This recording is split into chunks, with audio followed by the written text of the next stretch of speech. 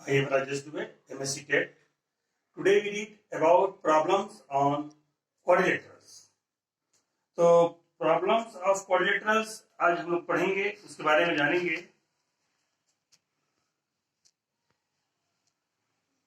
Problems of quadrilateral,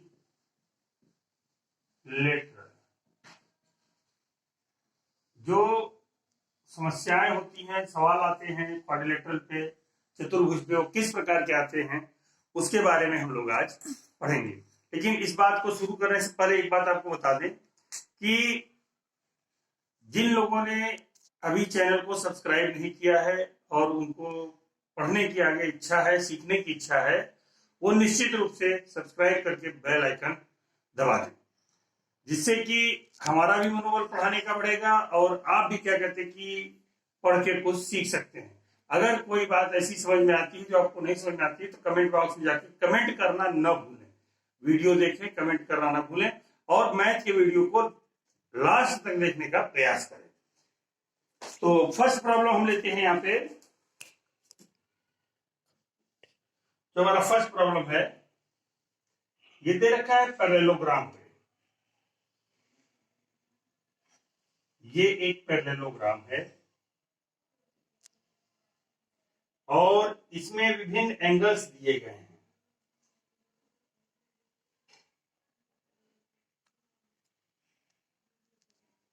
ये line गलती से बन गई है, थोड़ा सा सही है, नहीं है इसमें। ये है x,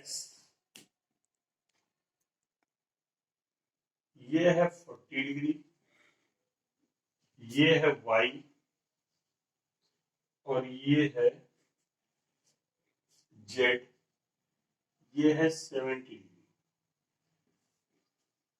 ये वाला ये पैरेललोग्राम है ABCD और ये x तक बढ़ाया गया। अब इसको सॉल्व कैसे करेंगे? x y z के मान ज्ञात करने हैं हमको। मान निकालना है x equal to what, y equal to what and z equal to what. तो ABCD is a parallelogram. ABCD is a parallelogram. So, opposite angles are equal. Angles are equal. Equal हो जाएंगे तो क्या होगा? एंगल ए एंगल सी के मान के बराबर है। So angle A is equal to angle C. Clear हो गया?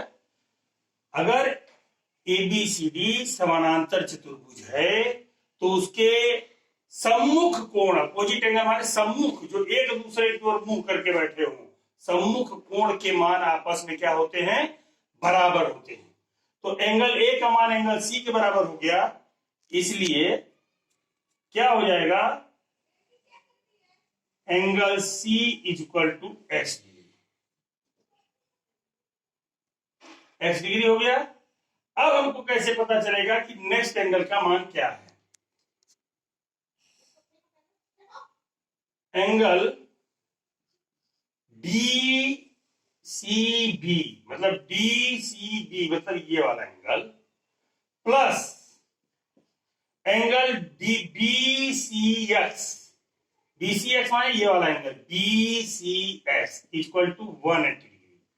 क्या है? 180 अंश क्यों? क्योंकि एक सरल रेखा पर एक तरफ बने कोणों का योगफल कितना होता है? 180 अंश के बराबर होता है। तो इससे क्या होगा? 180 डिग्री, तो दिस इक्वल टू 180 डिग्री। सो क्या हो जाएगा? इसलिए क्या हो जाएगा? अब ये हो जाएगा, इसका मान कितना मैंने निकाला है? x। DCB जो है x के बराबर है, अभी हमने निकाल लिया इक्वेशन 1 से। और ये क्या है? 70 प्लस 70 बराबर 180 डिग्री। क्लियर हो गया? ये 180 डिग्री के बराबर हो गया। तो x इक्वल टू कितना हो जाएगा? 180 माइनस 70। ये इक्वल टू कितना हो जाएगा? 110 डिग्री।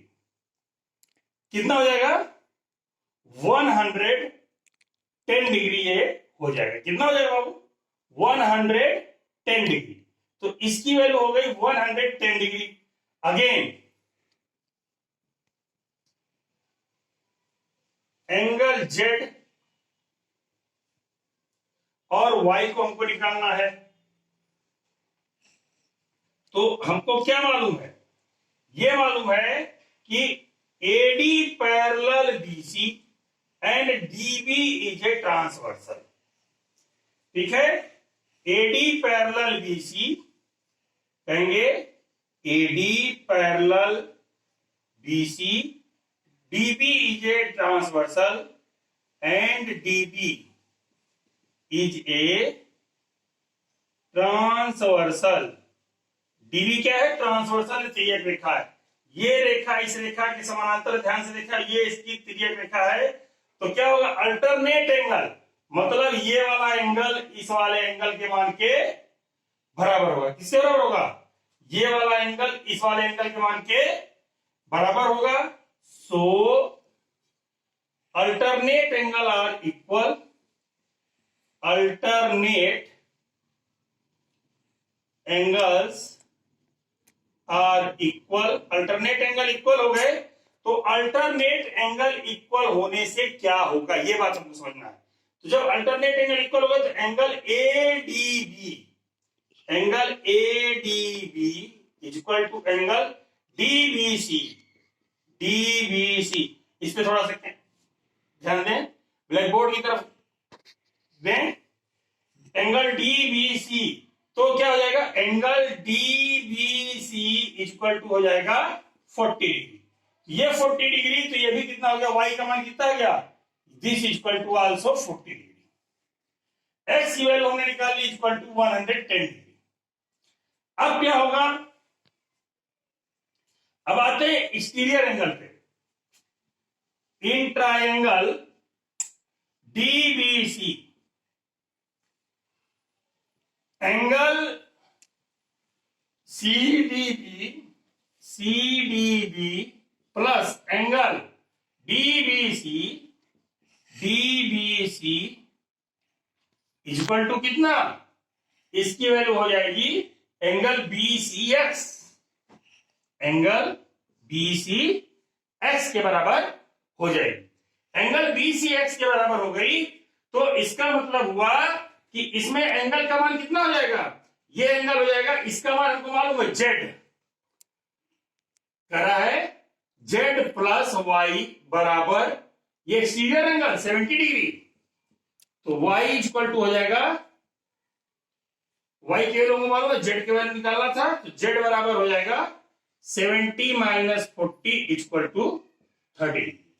तो हमारा निकल गया, एक्स की वैल्यू निकल गई हमारे पास यहां पे 110 डिग्री, ये पहली चीज निकली है।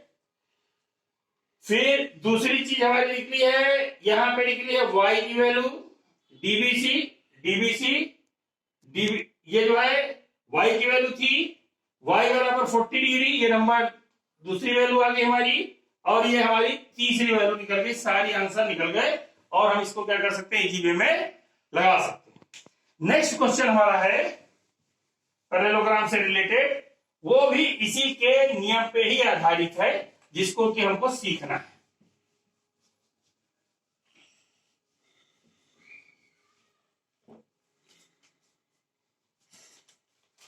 अगला प्रश्न है,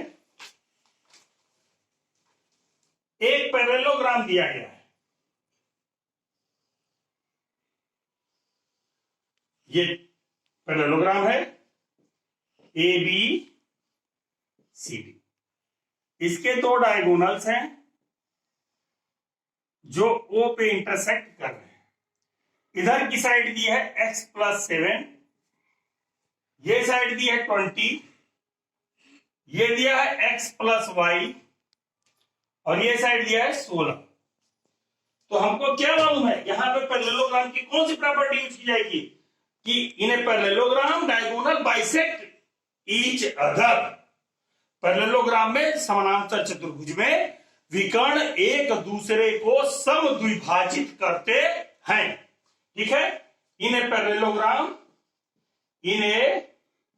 parallelogram diagonals bisect each other, एक दूसरे को दो बराबर भागों में बांटते हैं, इसलिए OC is equal to OA। This implies x plus 7 is equal to 20, तो x is equal to 20 minus 7 is equal to 13। Number 1 बात, हमको x की वैल्यू निकालनी थी। Again x plus y is equal to 16, x की value हम 1 से put कर देंगे, 13 plus y is equal to 16, y is equal to 16 minus 13 is equal to 3। तो x इक्वल टू कितना हो गया 13 और y इज इक्वल टू 3। इस प्रकार हम क्या करेंगे, आसानी से दोनों की वैल्यू निकाल लेंगे। और ये हमने कहा linear equation in one variable वाले चैप्टर में अच्छे से लगाना, इसको हमने सीख रखा। आगे चलते हैं, एक क्वेश्चन और है जो अक्सर फंसाने का काम करता है पैरेललोग्राम में। ट्रायंगल पे इन्होंने दे रखा है, क्वेश्चन है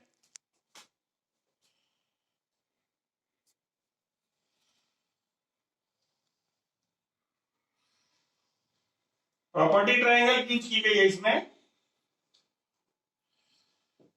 ए बी सी,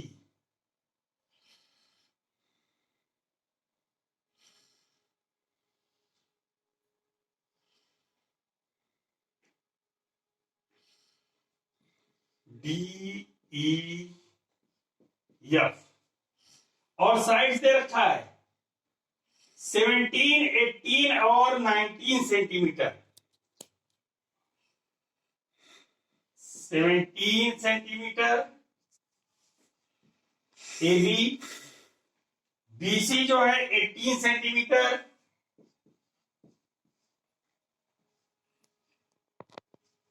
और एसी जो है 19 centimetre.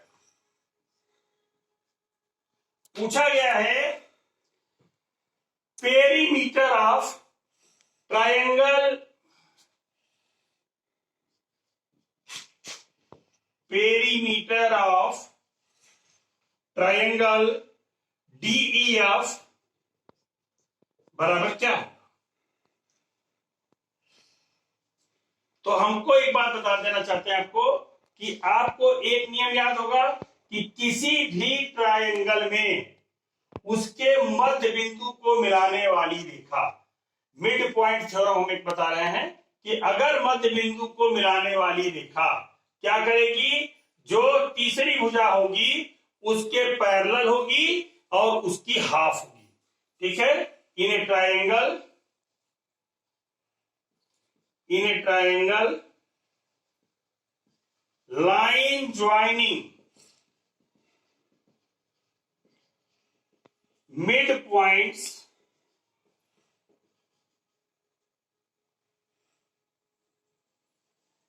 of a side is half and parallel to the third side, तीसरी भुजा के समांतर होगी। इसलिए EF बराबर हो जाएगा कितना, 1/2 BC, 1/2 BC equal to 18/2 equal to 9 centimetre. Again ED equal to, ED हो जाएगा इसके सामने 17, 17/2 इक्वल टू क्या हो जाएगा, इसको 17 से 8.5 सेंटीमीटर हो जाएगा। और अगेन ED इक्वल टू कितना हो जाएगा, ED की वैल्यू निकाल लिया है, अभी हमारा हो जाएगा कौन सा, FD की वैल्यू हो जाएगी, AC क्या था 19/2, 9.5 सेंटीमीटर।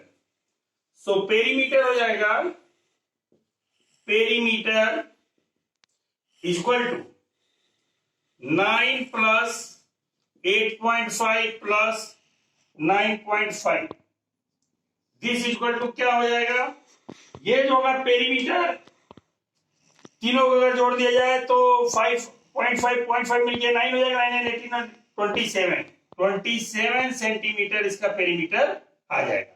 इजी वे में 27 सेंटीमीटर इसका पेरीमीटर आ जाएगा और हम लगा लेंगे। बस इस सवाल को लगाते समय ये ध्यान रखना था कि किसी भी ट्रायंगल के, इसमें दे रखा है if DEF are mid point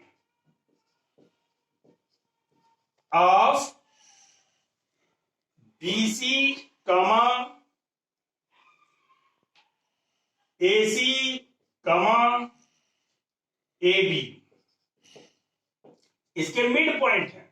mid point है तो इसलिए हम क्या करेंगे, मिड पॉइंट है तो जो मिड पॉइंट की रेखा होगी, मिड पॉइंट को मिलाने वाली रेखा थर्ड साइड के किसी भी ट्रायंगल के अंदर मिड पॉइंट्स को मिलाने वाली रेखा उस ट्रायंगल के तीसरी साइड्स के पैरेलल होती है, समानांतर होती है और उसकी आधी होती है।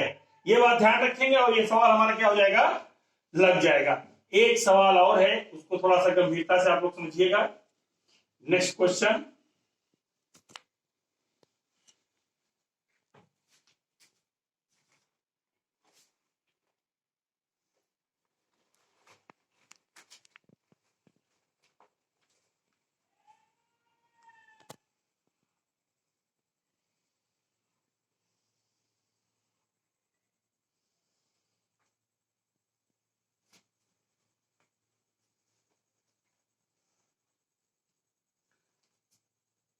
फिगर को गंभीरता से देखेंगे तभी समझ में आएगा।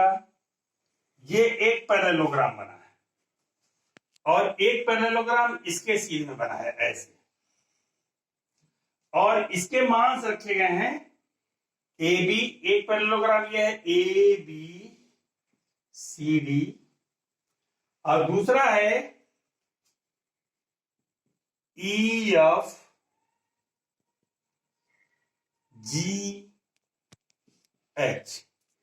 यहां पे बिंदु P है जिसकी वैल्यू x है और हमको x का ही वैल्यू निकालना है। 120 डिग्री ये दिया गया है, ठीक है, और दूसरी चीज दी गई है, ये दिया गया है 70 degree.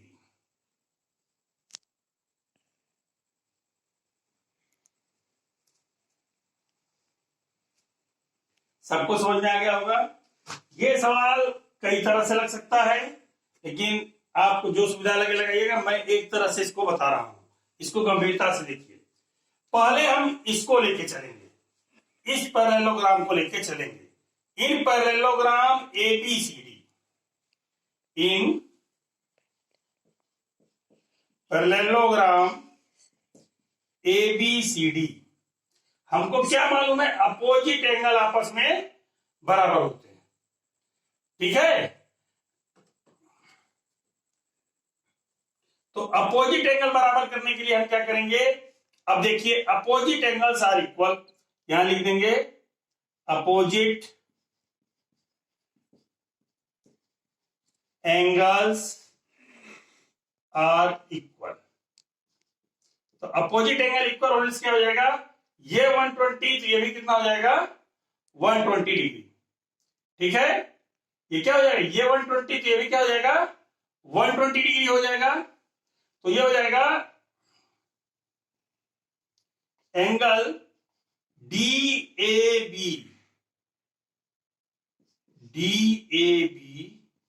Equal to angle DCB equal to 120 degree. Again क्या होगा, angle DCB plus angle CBA equal to कितना हो जाएगा, ये बराबर हो जाएगा 180 डिग्री। क्यों, ये एक पैरेललोग्राम यानी कि एक समानांतर चतुर्भुज के एक भुजा यानी कि संलग्न भुजा पे, इसको संलग्न कोण कह देंगे यहाँ पे, ये एक समानांतर चतुर्भुज के एडजेसेंट एंगल है। ठीक है, ये कौन से एंगल कहलाएंगे? एडजेसेंट एंगल कहलाएंगे समानांतर चतुर्भुज के, पैरेललोग्राम के 180 डिग्री। क्यों? एडजेसेंट एंगल्स ऑफ पैरेललोग्राम, ये एडजेसेंट एंगल है पैरेललोग्राम का, इसलिए क्या होगा, इन दोनों का जोड़ मिलके 180 के बराबर होगा। यहां पे हमने निकाल लिया था, ये 120 का था। अब ये 120 प्लस बी, ये क्या हो जाएगा, 120 plus angle CBA equal to 180, तो angle CBA equal to 180 minus 120 equal to 60 degree. इसकी वैल्यू कितनी आ जाएगी? 60 डिग्री के बराबर आ जाएगी। कितने के बराबर आ जाएगी? 60 डिग्री के बराबर आ जाएगी। अब अगेन हम लेंगे in parallelogram EFGH, in parallelogram EFGH, EFGH में क्या है, angle HGF, angle HGF equal to angle HEF, so angle HEF बराबर हो जाएगा कितने के? 70 है, तो यहां क्या हो जाएगा 70, और ये हो गया 60। ठीक है, तो ये हो जाएगा बराबर 70 डिग्री। thus अब by angle sum property of triangle, angle sum property of triangle क्या होगा, ट्रायंगल के एंगल सम प्रॉपर्टी लेंगे, तो angle P plus angle B plus angle E, in triangle BPE क्या हो जाएगा, angle B plus angle P plus angle E equal to 180 degree. और ये क्या होगा, x plus 60 plus 70, x plus 60 plus 70 equal to 180 degree. तो x equal to हो जाएगा 180 माइनस 130, 60 70 मिलकर 130 हो जाएगा इक्वल टू 50 डिग्री। तो x इक्वल टू हो गया 50 डिग्री। इस तरह से हम क्या करेंगे, सवाल को हल कर लेंगे, और सवाल को हल करके हम क्या करेंगे, आंसर निकाल सकते हैं। तो इसको देखने के लिए हमें सबसे पहले क्या चीज की जरूरत थी, इसको देखने के लिए जो सवाल में जरूरत थी, पहला था कि दोनों फिगर अलग करके देखा जाए। ये पैरेललोग्राम इधर था और ये पैरेललोग्राम इधर था। हमने क्या प्रॉपर्टी यूज की, opposite angles are equal, opposite angle equal किया तो ये 120 हो गया। फिर adjacent angle of parallelogram equal to supplementary angle, supplementary angle माने सब पूरा कोण यानी कि 180 अंश के बराबर होंगे, तो दोनों का जोड़, इसको और इसको जोड़कर 180 के बराबर दिखा दिए। 120 प्लस 60 इक्वल टू 180, तो 180 के बराबर हमने दिखा दिया। तो ये पता चल गया ये 60 डिग्री आ गया हमारा, 180 से 120 घटाए तो 60 आ गया। ये अपोजिट एंगल आर इक्वल से 70 आ गया।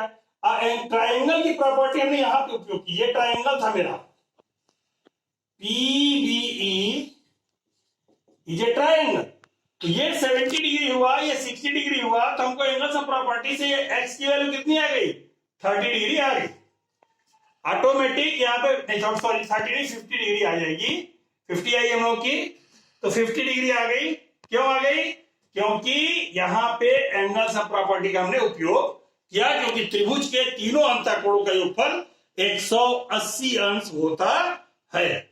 अगर आपको ये मेरा लेक्चर पसंद आया हो तो इसको लाइक, सब्सक्राइब और शेयर करना ना भूलिएगा, और सब्सक्राइब करके बेल आइकन जरूर दबाइएगा। धन्यवाद।